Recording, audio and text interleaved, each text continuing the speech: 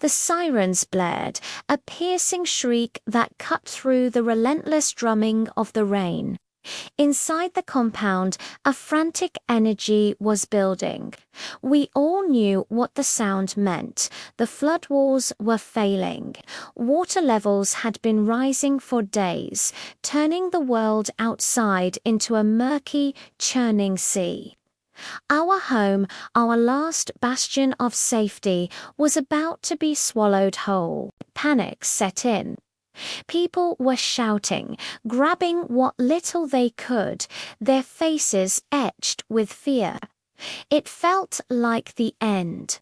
Amidst the chaos, one figure remained eerily calm, Ilara, while everyone else was scrambling for higher ground. She was heading in the opposite direction, straight towards the danger. I saw her grab a heavy-duty toolkit and a comms unit, her expression a mask of pure determination. Some tried to stop her, telling her it was a suicide mission, that the Western Wall was already giving way. She just shook her head, her voice steady as she said, "If we run, we lose everything. We have to try."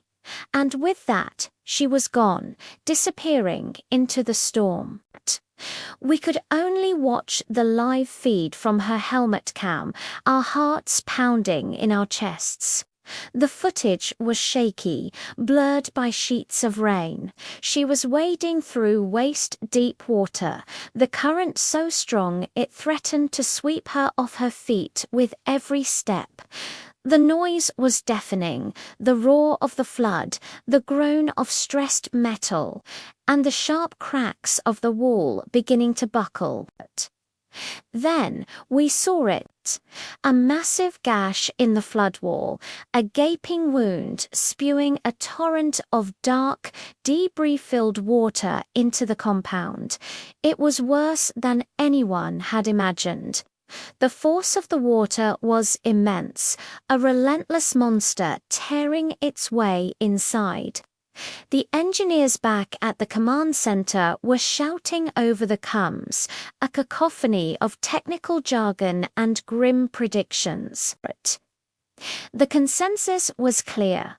The breach was too big, the pressure too great. The wall was going to collapse entirely within minutes. But Ilara didn't flinch. She braced herself against the torrent and got to work. We watched in stunned silence as she began to weld scrap metal plates over the gash. Sparks flew, hissing as they hit the cold water. It was an impossible task. For every plate she managed to secure, the immense pressure would rip another one away. The water was rising around her, climbing from her waist to her chest. She was losing ground, and we could hear her ragged breaths over the comms. The command center was telling her to abort, to save herself. Her oxygen was running low, and the structural integrity was failing fast. But she refused to listen. She shouted back, her voice strained but unbroken. "I can seal it. I just need more time." She spotted a massive derelict transport container that had been swept loose by the flood. An idea, insane but brilliant, formed in her mind. She yelled for the control team to release the magnetic cranes nearest the breach. It was a desperate, one-in-a-million shot. Using her thruster pack for short, controlled bursts, she maneuvered through the treacherous currents, guiding the massive container toward the hole. It was like watching a ballet in a hurricane. One wrong move, and she'd be crushed. The container slammed against the wall, but the current was too strong. It started to slide. In a final heroic act, Ilara wedged herself between the container and a support pillar, using her own body as a living anchor to hold it in place. We watched, breathless, as she held on, her suit groaning under the strain. For what felt like an eternity, she fought against the full might of the flood. Slowly, miraculously, the flow of water began to lessen. The container had plugged the worst of the breach. The immediate danger had passed. Elara had done it. She had faced down the storm and won, plugging the breach all by herself.